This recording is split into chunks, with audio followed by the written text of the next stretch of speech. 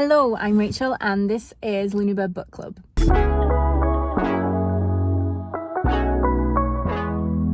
So this is Rachel's reading wrap-up for August, but it's actually the 7th today. Books I'm taking over are The Odyssey, Letters of Vincent van Gogh, Light of All That Falls, Your Silence Will Not Protect You, and the audiobook of Memory of Light. Now, I haven't actually done much reading because I've been watching the Olympics, but I've just been on a drive today. I've just listened to some Memory of Light, and I just want to say, I realised in our What Wishlist video that Cathy was talking about something and I misunderstood what she was talking about. So if you want to know my thoughts on that, go check it out in the pinned comments on the What Wishlist video. Anyway, that's all I have to say. Let's go forward with August. It's the 9th of August. I'm just about to head to bed. Just thought I'd catch you up. I've got about 20 pages left in Your Silence Will Not Protect You. I know that in our alternate reading styles video I said that I was going to carry on reading like Cathy, and I do intend to. I just haven't managed it at the start of August, so maybe from this date forward, that's a lie, I'm not actually going to do that, but I will adopt some of the lessons that I learned from that experience. I will adopt some of them. Anyway, so I still haven't finished Your Silence Will Not Protect You. I've still got about 20 pages left, but I kept on putting off starting The Gloaming by Kirsty Logan, which Cathy recommended I read in our Happy Birthday Lunabird video. I've been putting it off because I haven't finished Your Silence Will Not Protect You, and that's just not the correct way to read. So I started it last night on the 8th, just before I went to bed, and I think I'm about 30 pages in, and I just want to come out here right now and say I think this book is going to emotionally devastate me. I already love it. I could have sat and stayed up really late and read a big chunk of it, but I thought that would be unwise, so I didn't. All the chapters start with a little drawing of a mer person, and they've all got special names. So some of them are Scottish, some of them are boxing, and some of them are ballet, and there's a little glossary in the back, which I only realised as I was flicking through it. So yeah, this story is about a young girl who lives on a Scottish island called Mara, and I'm only right at the beginning, but I think, yeah, like I said, I think this is going to be one that makes me cry. Also, look at this cute bookmark that I have. It's a reverse mermaid shark. I thought it would be appropriate to use for the Gloaming because it's got mermaids on it. I'm going to link my friend's shop down below. It's not actually a shop, it's a coffee, but I'm going to link it down below if you fancy one day getting a little... This is actually a sticker, which is risky putting it in Cathy's book, but I think it will be okay. Anyway, it's cute. I just want to spotlight it because my friend made it. And this book is so gorgeous to look at. I love the blue, I love the silver foiling, I love the mermaids, and I love the red on the mermaids' tails. And I don't know who. I think there's an oncoming tragedy, and I don't know who it will be, but not looking forward to it. It's I don't know what day it is. I think it's the 11th of August. I've just got to part 1.5 of the Gloaming because it's got halves in the parts, which I like, but I actually don't like it because I was right. This book is going to emotionally devastate me, and it already has. Don't know if you can see this tear rolling down my cheek, but that's the power of literature, guys. That is the power of literature. It's the 13th of August, just about. It might even be the 14th at this point. I don't know. I go on holiday tomorrow, and I have been neglectful of packing. I've had a very stressful day. I decided to dye my hair instead. So I've just finished packing. The only thing I've got left to pack is my reading material. Now today I finished The Gloaming by Kirsty Logan. Absolutely loved it. And I'll talk more about this tomorrow because I'm just going to quickly film this video and then I'm going to go to bed. But Cathy has exquisite taste in books, and I think that if you haven't read this book, you should. So that's that out of the way. I've decided to take 3 books on holiday with me. I know that really I should take The Light of All That Falls. Every time I try and talk about that book, I forget the title of it.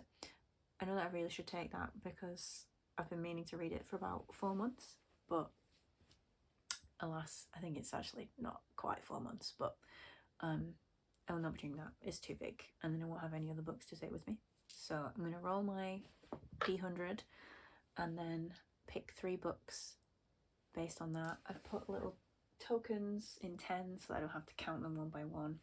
So yeah, we're going to roll these dice, see what we get.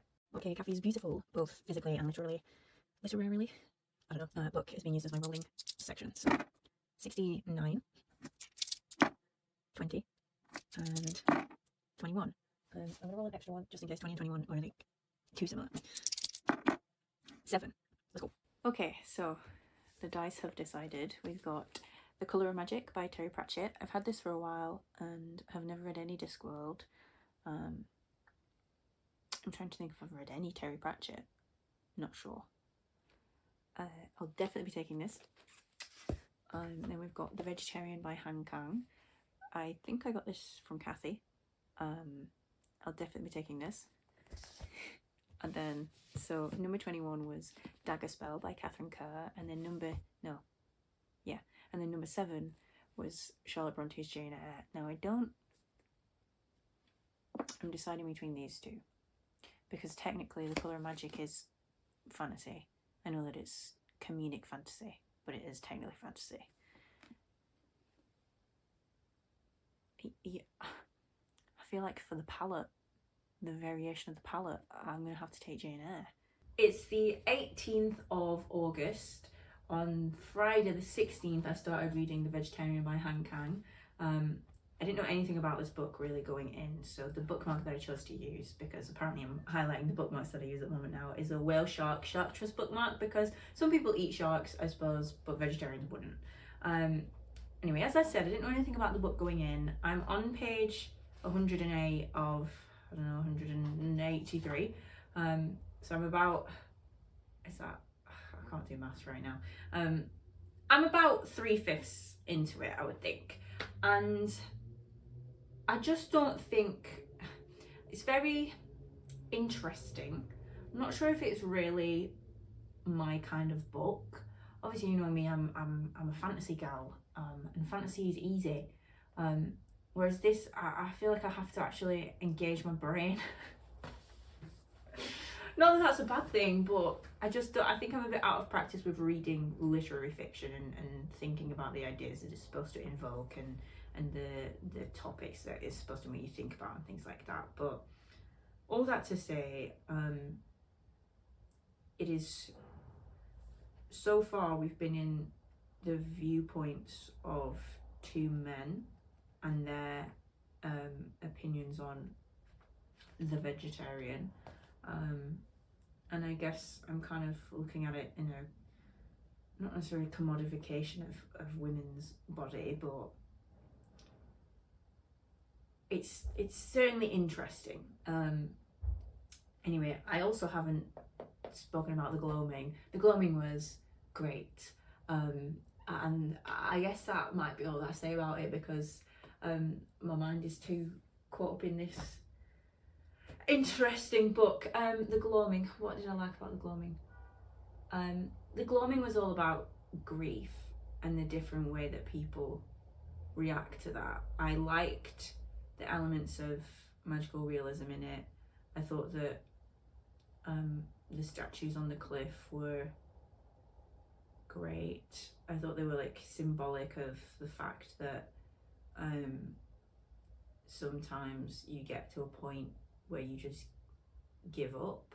You slowly give up more and more and more, which is probably a bit bleak of me to think that, but there's this one character who went to visit the statue and said, I can't wait to come here for real, and I just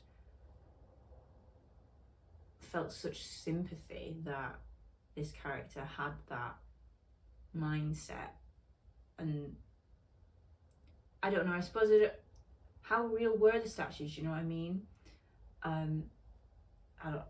feel like I'm thinking too much about the statues. I didn't like in The Gloaming, there's a point towards the end where we get reminded of a character, and I just thought in I think it was maybe in The Night Circus or in The 13th Tale, I didn't like I wanted things to be left open-ended.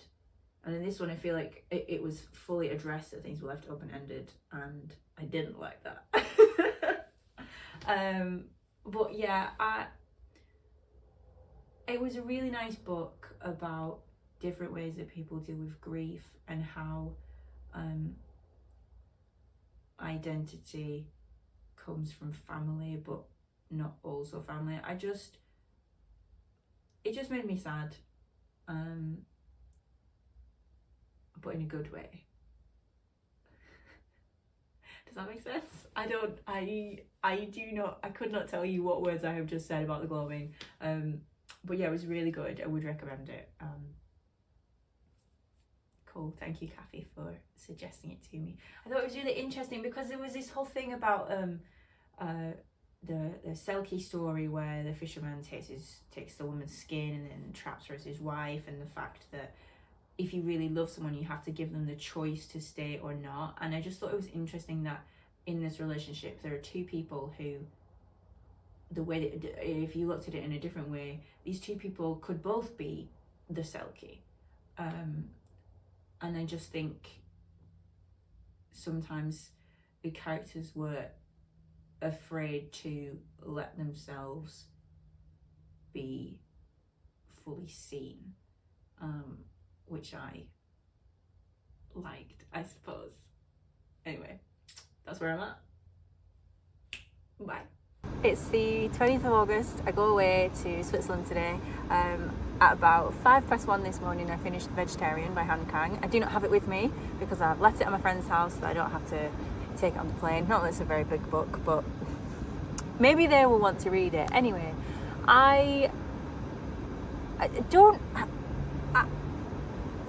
think I have the right brain or like way of thinking to actually read literary fiction. Like, I don't really understand what the book is trying to tell me, if it's trying to tell me anything. I mean, maybe it's just a piece of fiction that I can interpret how I want. I suppose that's what all books are, really. But yeah, I didn't really know what to make of it. I was very uncomfortable for the first two sections, and I mean, I imagine that's how you're meant to feel, but I'm glad that I persevered because I really enjoyed the third section. In my head, I'm going to be kinder to myself and let myself DNF books, but with this one, I felt like it was worth persisting, and I did, and it paid off, in my opinion. I liked that the three different sections had different like styles of writing. Like, the first one was first person, the second one was third person past, and the third one was third person present. I like that they all had their own individual like style. I don't actually know what the actual term is, but hey, it is what it is. I don't really know if there's any significance in the ones that were chosen for each bit. In my head, I'm like trying to work out what the significance might be. Like, maybe the first one is first person because Mr. Chung is so fixated on himself and how his wife's decisions affect him, so it is very insular and individual. The second one, I guess he was an artist, wasn't he? So it's more of a wider scope. And then the third one, I suppose, well, with that one, it kind of, in here is kind of like, I don't know, is she going through the same kind of stuff as Young Hye? Great question. So she's kind of like living in the moment, trying to deal with everything that is going on right in front of her. So I suppose that makes sense why that one was present. I don't know, I just thought it was really interesting. I really like when books play around with tense and narration and things like that. So yeah, I can't speak as to why those decisions were made, but I did enjoy it. I think overall, I think in my head I'd maybe give it like 3.5 stars, but that doesn't correlate to anything on Goodreads, and I don't know if I'll go up or down, so I suppose there's a train coming. I think it made me think about the way that we perceive others as well as the way that we perceive ourselves in the world. A feather has just floated past me on the wind, which is really pretty. And yeah, I think it's good that we didn't get anything from Young Ye's perspective, apart from, I suppose, the dreams at the beginning. But were they really her dreams? Were they someone else's dreams? I don't know. It's the 22nd of August. I'm on a holiday in Switzerland. You can see some mountains behind me. I started The Colour of Magic by Pratchett today. I was on a coach to a thermal gorge, which is very nice. I'm about 20 pages in. I really like it. I don't really know anything about Discworld going in, other than it's the Hogfather, something to do with Christmas and death or something, and that is it. That is the only knowledge I had going in. So as I said, I'm about 20 pages in, and I knew that it was funny, but I didn't realise how much humour there would be in it. Like, as I said, I'm only 20 pages in, but there's already been like lots of little jokes and witty writing in it. I'm 2 chapters into Jane Eyre, and that's not very far in. I feel like I'm not really in the actual story yet, but the only thing I know about Jane Eyre, again, is not much. Jane Eyre goes and lives with Mr. Rochester, and he has a wife in his attic. And at one point there's a fire, and reader, I married him. I don't know when that happens, but yeah, I've still got to properly get into that. Anyway, here's some scenery. I'm going to show you some scenery now. Wow, look at those mountains. This one's got like really cool curvy patterns on it, like the strata of the rock. I really like it. Really cool. It's the 28th of August. I have just got back from Switzerland. Well, I haven't just got back from Switzerland. I got back from Switzerland last night. So I'm in my hotel room, and I didn't do as much reading on my holiday as I thought I would. I was too busy spending time with all my friends. But the reading that I did do, I think I got up to chapter 4 of Jane Eyre. I struggled with Jane Eyre more than Colour of Magic because it was just the chapters are long, whereas in Colour of Magic, like there's just like, I mean, there aren't really any chapters, but there's lots of breaks in the writing, so it was easier to read a little bit and then get back to whatever fun activity I was doing. I had planned on getting just going up into the mountains and just getting some footage of me reading in the middle of this beautiful countryside, but alas, I kept putting it off, and then the last 2 days that we were in Switzerland, it was really foggy, as you can see. Probably put it here. It was still beautiful, but the air was too wet for me to risk reading my book without damaging it. I say that like I haven't written in the back of it for a game that we were doing, but I am absolutely loving this. It is great. I'm on page 156 out of 287, so I'm over halfway through, and I'm already wanting to read more. I don't know whether to read them in numerical order or whether to follow one of the like read-through guides for Discworld. So if any of you have read Discworld and would recommend what order to read it in, let me know. I guess I would be interested to hear what you have to say about that. I also read a few poems from a Mary Oliver anthology that my cousin gave me, but I forgot to talk about them. So yeah, that's the reading that I did in Switzerland. We're about to go to my train station to head back up to Burnley today, so I'll probably get a lot more of this read on the train, and then I'll probably look at my lines for my next show, because otherwise I won't learn them. August is over, and I mean, I haven't read much this month, but I've been having a grand old time. I finished The Vegetarian. I finished The Gloaming. Did I ever speak about The Gloaming? I really liked The Gloaming. And yeah, I just really liked it, and I would heavily recommend it. The Vegetarian, I feel good about the fact that I read it. Probably wouldn't read it again. I would definitely read The Gloaming again, but maybe not The Vegetarian. I'm partway through. I've got one bit left of The Colour of Magic, just one bit, and I thought that I would finish it today, but I didn't. Jane Eyre, I've only read like 5 chapters, but I'm not feeling too bad about that because I was just having fun on my haul, you know what I mean? Those are 2 that I'm carrying forward. I'm still reading The Odyssey. I'm still reading Letters of Vincent van Gogh. I've got a Mary Oliver poetry anthology on the go. I think it's called 1,000 Mornings. I'm still technically reading Your Silence Will Not Protect You. I just need to get back into the poems of that. I'm obviously listening to Memory of Light. I'm now further than I was when I was listening to it when Cathy was reading it.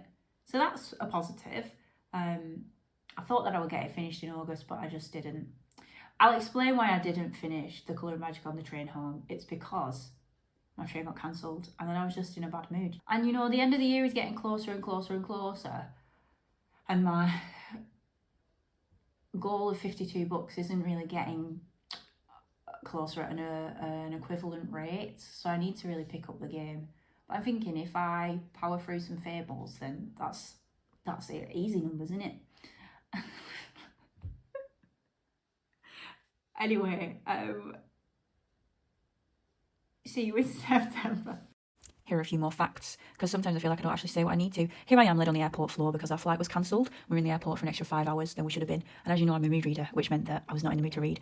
But on the plane, when I finally psyched myself into read mode, I managed to read 1 chapter of Jane Eyre. Then I read some Colour of Magic on the bus to wherever we're going, and we saw this cute little statue of a guy reading outside the library of this little Swiss town, so I posed on the bench because I'm a poser. I also posed on the boat tour that we did, but my friend took a very bad photo of me, and that same friend took this video, and I'm going to use this time to say that I forgot to mention that we make videos every Friday, and sometimes Saturdays, so you should like and subscribe, and then Cathy's video is coming out tomorrow, so remember to watch that. Thank you, bye!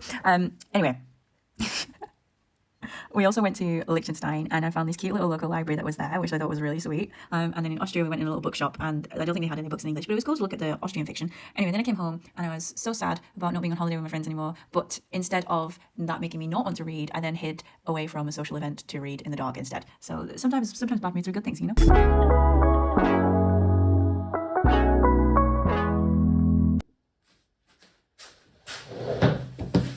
Back because I did have this hot chocolate with me the whole time and I just didn't have it in my hands because it's warm and this is too warm.